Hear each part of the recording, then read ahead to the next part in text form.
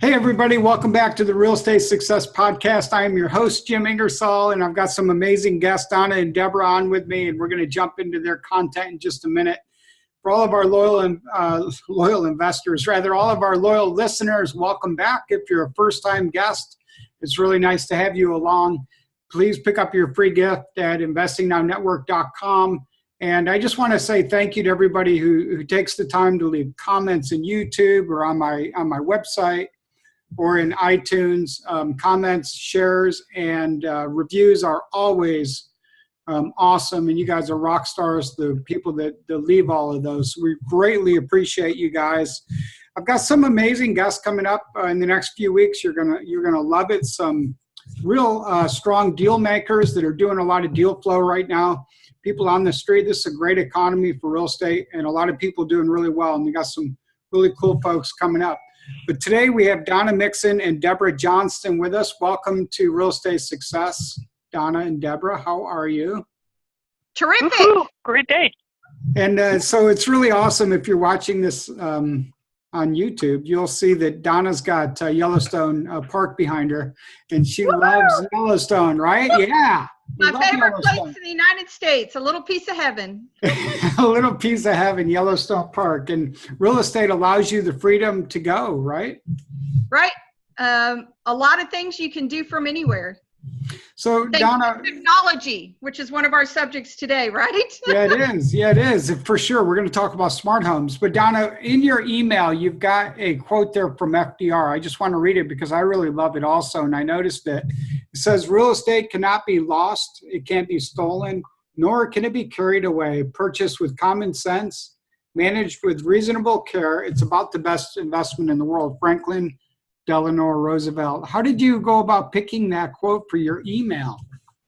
Well, real estate is in my blood, actually. I knew I wanted to be in real estate when I was a teenager, and, I'm in my 50s now. So it's been a long journey and a fun journey and, lessons learned journey. And I just love real estate. It's, we do so many things in real estate, and that's what it's about. And when I ran across that quote, I was like, wow, how perfect. I'm like owning that. How long have you been doing real estate? Everywhere. How long have you been doing this?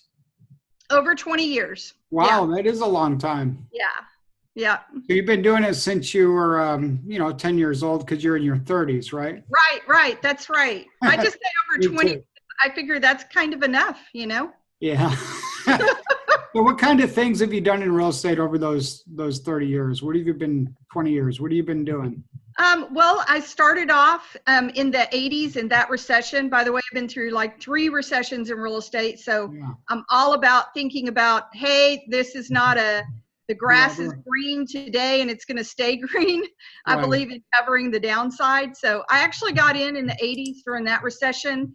And fortunately, when I was taking real estate classes, a guy was there doing his renewals, and he said, what are you thinking getting into real estate now? No, that's what everybody else told me. He said, if you're going to do real estate now, you need to go to work for a HUD broker, because that's the only thing that's selling. And back then, someone could pay $100 and buy a HUD home in Fog a Mirror. And that was pretty much how it went. $100. Yeah, that's what it was. So that's what I did in the beginning. And so that was very fortunate that I got that advice. And then as the market shift, I shifted with it to regular real estate. I always seemed to sell a whole lot of new homes. And so the builders tried to recruit me for several years to come to work for them. And I said, no. And then one day I was ready for a life change, and I called up my favorite builder and I said, okay, I'm ready. And they said, okay, come on. And so then I went to work in the building industry, and I was fortunate enough to work for a builder that built over 2,000 homes a year in Dallas-Fort Worth. Wow. And with that company, they were so far ahead of the times. Talking about tech, okay? Yep. Even back then, which was quite so many years ago, we could pull up what any house sold for in the Metroplex, what they paid for heat and air, what they paid for sheetrock, who the sub was. We knew profit margins on every house in the company. The company ran much like a franchise, so we all ran our own areas, and they were open book. So I learned so much that it enabled me for us to start our own custom home building company. So, so where my background was in tract homes, and I learned all about that. With our own company, we never built the same house twice. So we were from the napkin up, is what I used to always say. You know, from the little napkin concept all the way to reality. And that was a lot of fun. And, you know, even though I'd been through recessions, I kind of thought that one was going to last forever. But as we learned, nothing does. So 2008 hit.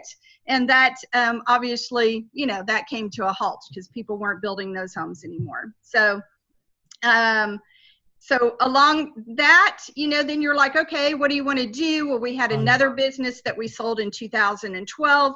And so then we were like, hey, you know, it sounds kind of cool to be the bank.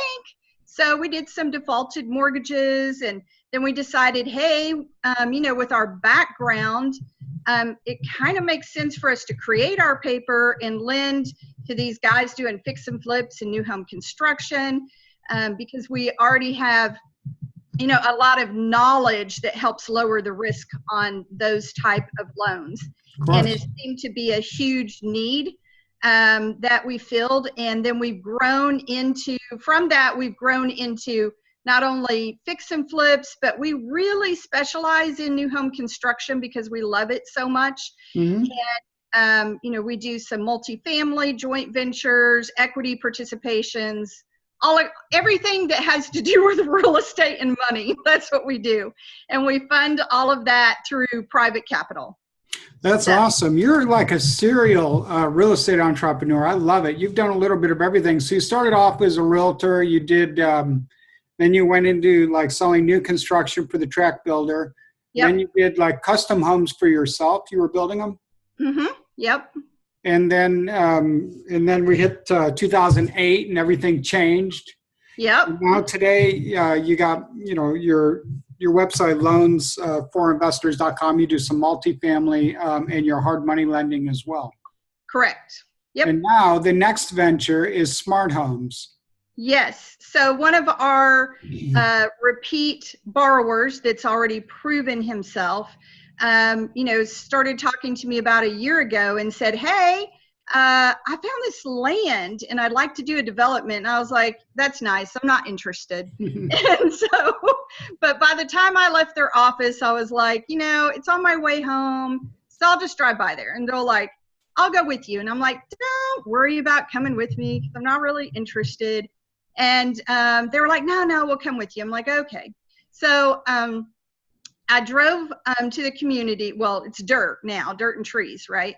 So I drove over there and I looked at it, and as I was driving up, I'm like, holy cow, is this location? What's the first rule of real estate? Location. Boy, is that the truth. Yeah, so location got me really excited because it's in the heart of the Dallas-Fort Worth Metroplex, and in the middle of Arlington, which is, you know, in the heart of the Metroplex, in a tiny little city called Pantego that's surrounded by Arlington, and most people think it's Arlington. But the good thing about that is it's a small city that actually wants the development and is excited about the development and has given us coaching all along the way, including adding a few tracts of land that weren't in the original plan. Nice. And, you know, they're very excited about the project. We went through planning and zoning. We're originally, when I say we, you know, we're the equity partners, right? So the builder developer's technically the owner. But so originally he had identified one parcel of land, and I gave him all these, and what I thought was unreasonable things to go back and negotiate with the seller. And 2 months later, I was in California, and he called me and he said, oh, I got the contract, and I just thought he was buying some more lots, right? And I go, what are you talking about? And he said, that land. And I was like, oh, okay. So that's And almost like Walt Disney. You know, you go around, pick up all these parcels, and all of a sudden you got Disney World. right, right. And so he had actually negotiated everything in the contract that I thought was unreasonable in this hot market. Let's put it that way. Not unreasonable request, but in this hot market, it makes it more difficult to be creative, right? Did you know he was such a good negotiator, or were you surprised? You know what? I did not know that. I did not know that. I have certainly learned that over this last year. And even Deborah, sometimes she's like, we just need to let him roll because he is good. So Deborah, chime in here. I mean, what is it, do you think, that makes him such a good negotiator? Do you have any ideas? Have you seen it in action? Yes, I have actually seen it in action. And what is remarkable is that it's all about listening. So, but it's not only the listening, but he understands what the end game is. In other words, so many people focus on what is right in front of them, and really and truly, his vision is for, as you were saying, Disney World, not just one little tiny thing. And so he has the bigger picture in mind. He's able to understand what's going on, and his passion comes through, but yet he is so incredibly reasonable. It's remarkable to listen to him. You know, Deborah, I'm really glad you said that, because I studied negotiating a lot as well, and I've had Chris Voss, who wrote Never Split the Difference. It's a great book on negotiating. I had him on this podcast, and I mean, he's like the FBI negotiator that's an expert negotiator. He said it always starts up here with your ears. You've got to be a good listener. So I'm really glad you said that. That's a key for everybody to take away. It sounds so easy. You know, my wife Cheryl says I don't even listen good to her. You know what I mean? It's something we've got to work on and get better at if you want to negotiate. I agree. I'm glad you shared that. So he went around, he negotiated these parcels, and then he called you back and said, I've got it. Yeah. And you were shocked. I was in California and I was like, huh? And I'm like, he agreed to all of that? And he's like, yeah, and I've got a contract. And I'm like, well, all right then. And so then we dug in on the project, and actually the cost to develop came back higher than we expected because of the lay of the land, and we needed more retaining wall than we were thinking. And so then in working closely with the city said, hey, why don't y'all pick up these two adjacent tracts of land?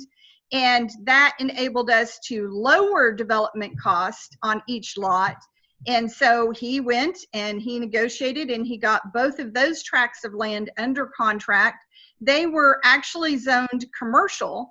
And so we got those under contract subject to the zoning being changed to townhomes.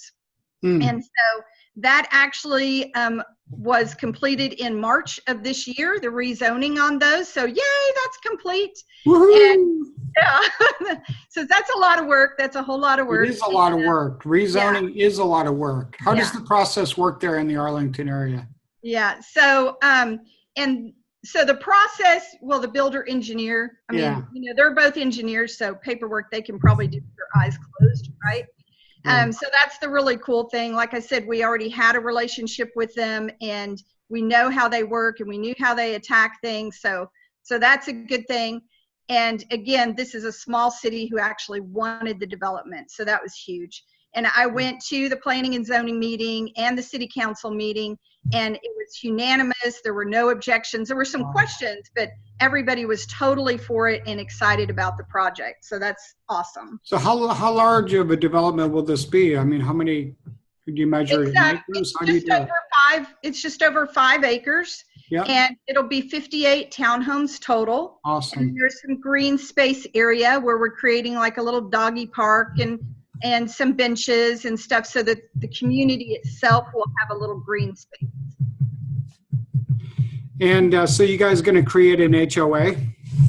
We are, yes. Yeah. So are you going to retain the management of that longer term? It's pretty profitable, I would imagine. I'm not sure if we'll retain it long term, but we'll certainly for sure retain it until we're out of the development. Yeah, I'm sure. All right.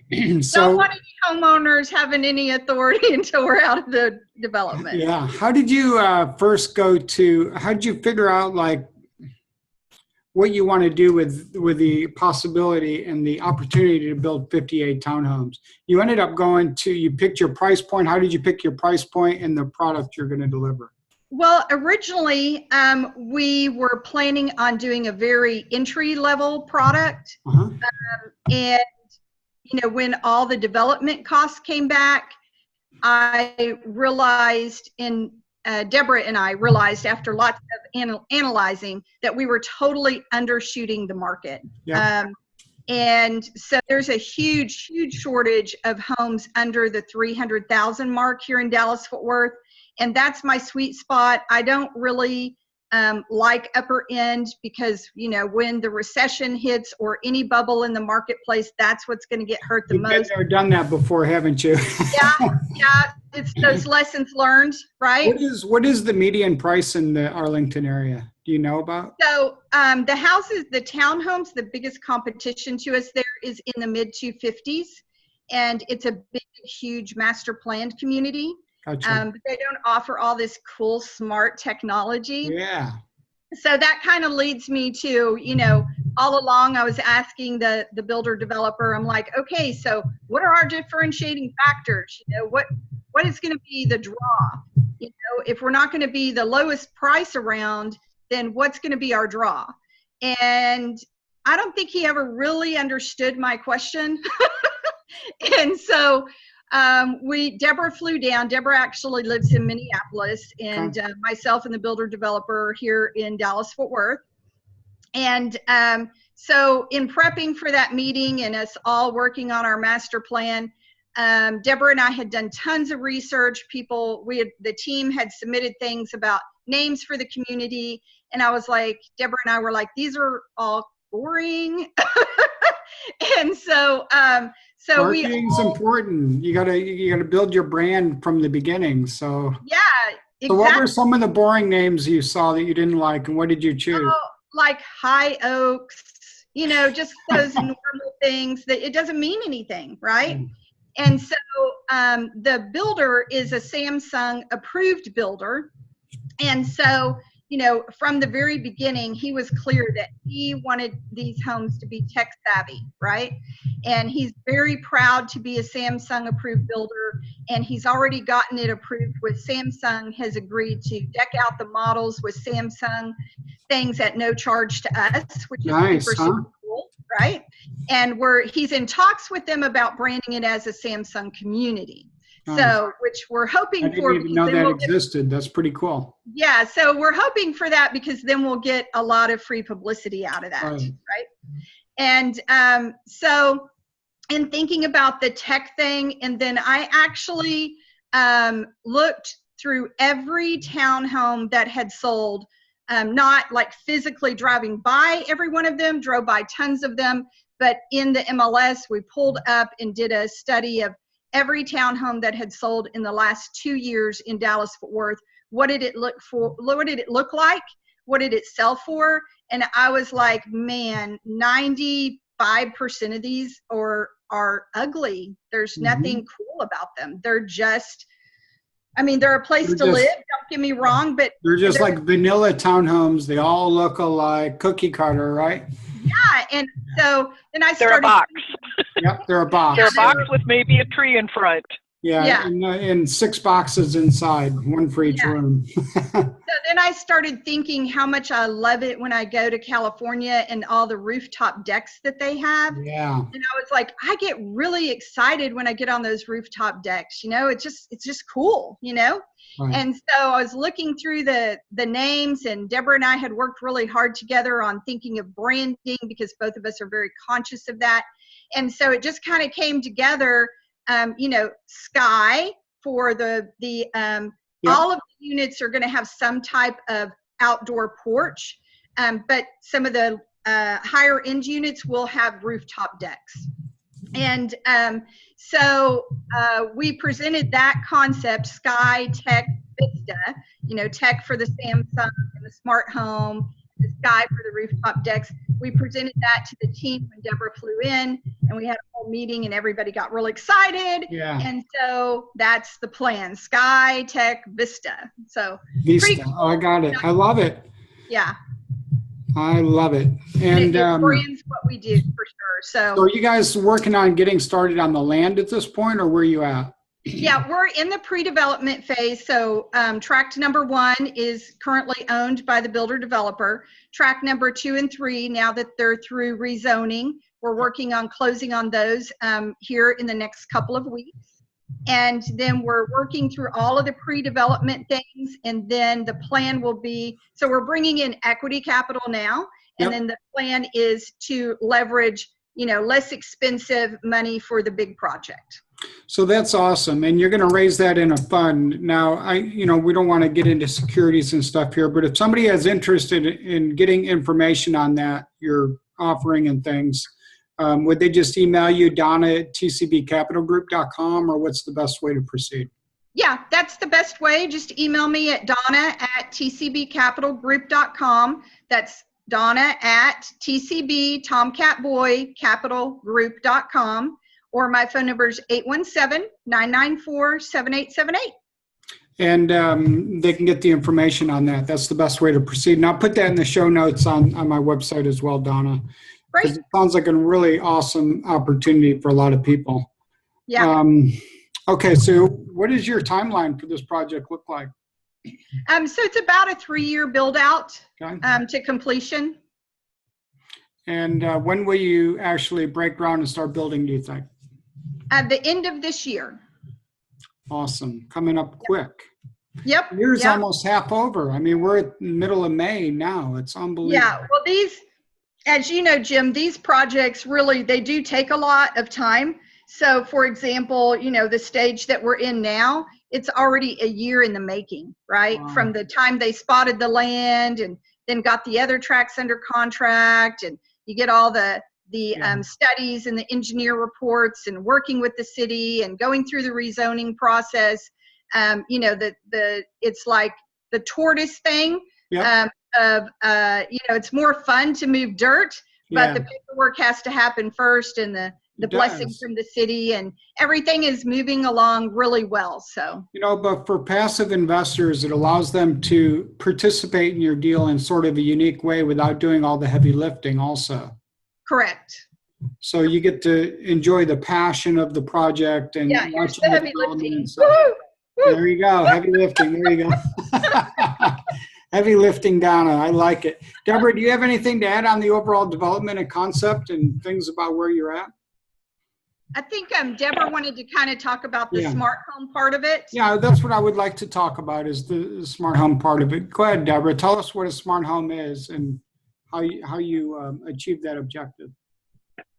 Well, everybody talks about a smart home, and, what is really a smart home?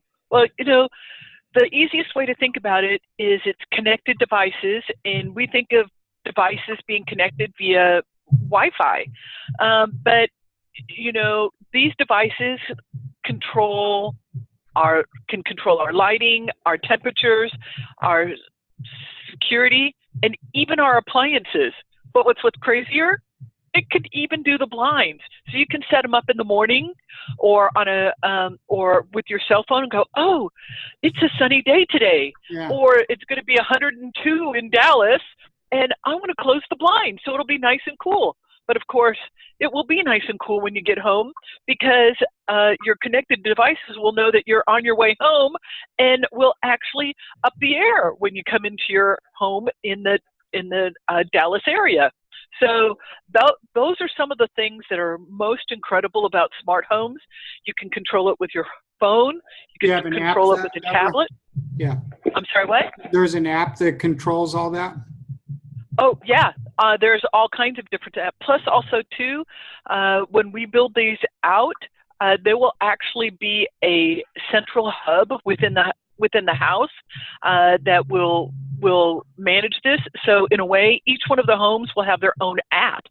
So not dependent on all of these multitudes of little apps all over the place to control the blinds or the security system or anything like that.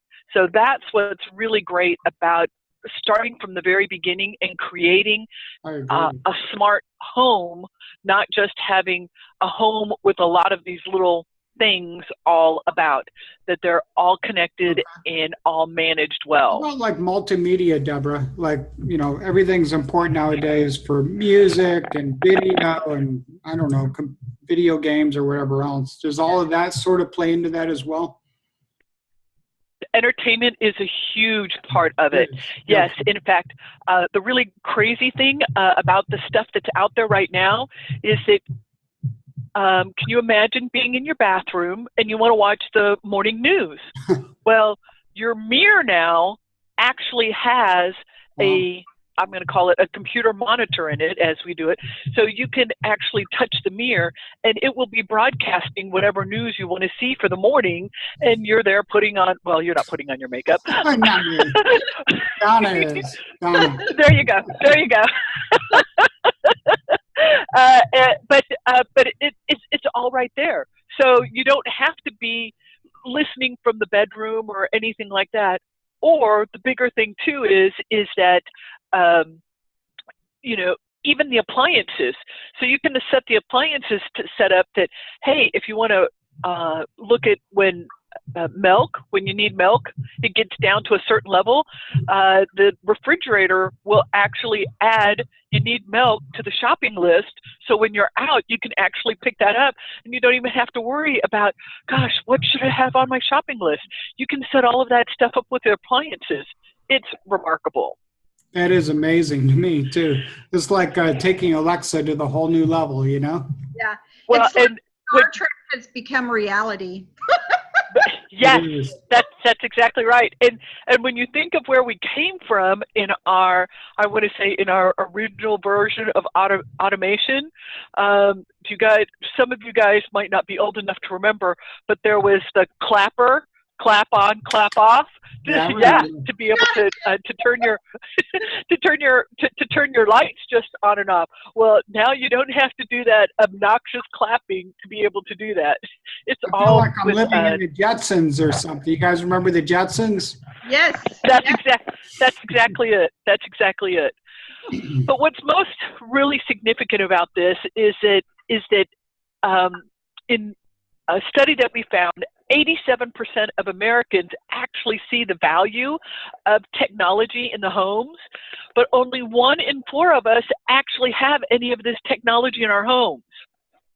So smart homes are really bringing us to that whole Jetson Star Trek side of the world. And, you know, there's actually 4 really good reasons why to have a smart home. Would you like to hear them? I'd love to hear it. Well, believe it or not, you know, smart homes are actually safer. A part of that, the really easy one to talk about is the doorbell.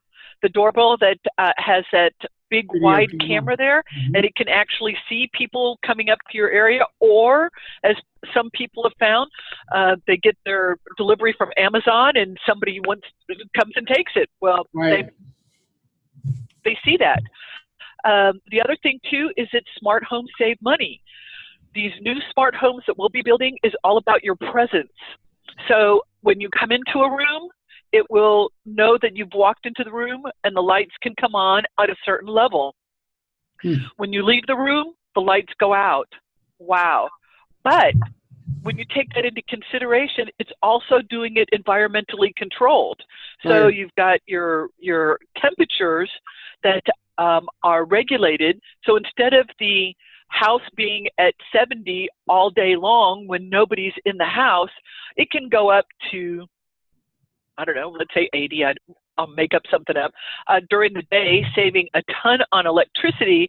And knowing that you're on your way home from work, it will actually lower the temperature. And so therefore the house then is nice at that 70 degrees when you get home in that hot Dallas-Fort Worth area, and be very, very pleasant for you. But you've just saved all of that money during the day. Yeah. And one of the things that I thought was cool that I saw was, hey, let's say, you know, like a girl, I'm out shopping, or Jim, maybe you went by the gun store. I don't know, you know, you get kind of excited and you're not going to be home as quick as you thought. So you can tell your oven just to turn down. Maybe you had something in the oven, you can tell it to turn it down to warm, and so that your stuff's not burning up. all kinds of stuff like that. I like the idea that the lights turn on and off. It's like, as parents, your kids never want to turn the lights off. And, Yeah. imagine or a mother with 2 kids in her arms, like my daughter Melissa, walking around with my 2 grandkids. You can't reach up and turn them off anyway. So, yeah. Well, and then here's the other thing too, is that the kids want to sleep with all the lights on, or they come into the bedroom and turn on all the lights to go to sleep. Well, you can actually program it to sense when you're asleep, and it will turn off all of those devices. It will turn off the music. It will turn off all the lights and whatever. So really and truly can get really, really good sleep. So it's really good for your health. You described it as presence-based technology. I hadn't heard that before, but I get the concept. I see what you're talking about in the vision there, Deborah. Yeah, and that leads into to reason number 3, which is about stress relief, because it makes life easier. And like we were just talking about the health side of it, you've got a much better, you're sleeping better, which actually is a core foundation that so many people don't realize, even to this day, how important a good night's sleep is. I agree with you. I love a good night's rest. I like getting up early, but I like to sleep good when I'm in bed. But the last reason here is probably what a lot of people are thinking about on this podcast here with your real estate, is that smart homes are easier to sell. Bingo! I agree. So you guys should be in good shape. So again, Donna, if somebody wants to reach out to you and get information on how all this works, you want to give your email once more? Sure. Donna at tcbcapitalgroup.com. So that's Donna, Donna, at TCB, Tomcat Boy, tcbcapitalgroup.com. 817-994-7878. 817-994-7878. And if anybody needs like some hard money in Texas, or has a deal for multifamily and you're looking for some equity participation or something, go to loans4investors.com as well. Donna and Deborah, this has been a lot of fun. I really appreciate your time today. You guys have some unique product you're putting out, which I love. And Donna, it's been nice getting to know you through the Financial Friends Network, of course, as well. We both rely heavily on networking, don't we? Yes. And I've been involved with Walter and his group since before the Financial Friends Network existed. We were financial friends, but we didn't have the official network. So it's really fun. I love going on the cruises and just hanging out with people. And I would be amiss if I didn't mention Quincy Long and Quest IRA, because super cute. Yeah, well, honestly, we deal with a lot of custodians, being that, our investors, a lot of them are investing from their retirement accounts, right. Self-directed 401ks or IRAs or whatever, and certainly cash in their bank accounts. But a lot of people are investing in their retirement accounts. And I have to say, by far, that Quest IRA has top-notch customer service. The absolute best customer service, like yourself, Don. I've dealt with, I don't want to equity trust. We don't want to name them all. IRA services, but Quest is simply the best. I agree with that. They are by far the best. Yeah. They are the best customer service. We can get things done faster. I mean, there's times where people want to invest in things, and I'm like, well, what custodian are you with? Right. Because it makes a difference if you can close on time or not. I agree. And Quest IRA, they are Johnny on the spot, and they are so good, and I appreciate them immensely. And we have our own stuff with them as well. Yeah, same here. They're great. Yeah. All right, Donna and Deborah, thanks so much for being with me and joining me on the Real Estate Success Podcast today. It's been a blast and a lot of fun. You guys have a really unique thing, and Donna's been investing since she was 8 years old, so that's pretty good.